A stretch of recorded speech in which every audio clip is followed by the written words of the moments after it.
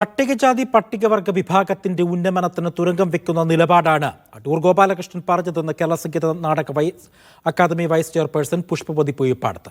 അടൂരിന്റെ പരാമർശത്തിന് നിറഞ്ഞ കയ്യടി ലഭിച്ചത് അത്ഭുതപ്പെടുത്തി. ദളിത് വിഭാഗത്തിന്റെ പ്രശ്നങ്ങൾ കോൺക്ലേവിൽ ചർച്ചയായെന്നും പുഷ്പവതി പൂയിപ്പാടത്ത് പറഞ്ഞു.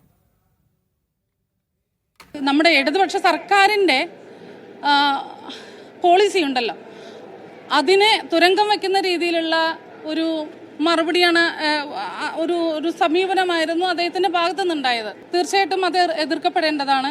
പക്ഷെ അദ്ദേഹം പറഞ്ഞു കഴിഞ്ഞപ്പോൾ നിറഞ്ഞ കയ്യടിയോട് പല ആളുകളും, ഒത്തിരി ആളുകൾക്ക് അത് കയ്യടിച്ചു എന്നുള്ളത് എന്നെ അത്ഭുതപ്പെടുത്തി. ഈ കോൺക്ലേവിൽ ദളിതരുടെയും ഇത്തരത്തിൽ സ്ത്രീകളുടെയും ഈ പ്രശ്നങ്ങൾ കോൺക്ലേവിൽ ചർച്ചയായിരുന്നു. തീർച്ചയായിട്ടും ചർച്ച ചെയ്യപ്പെട്ടു.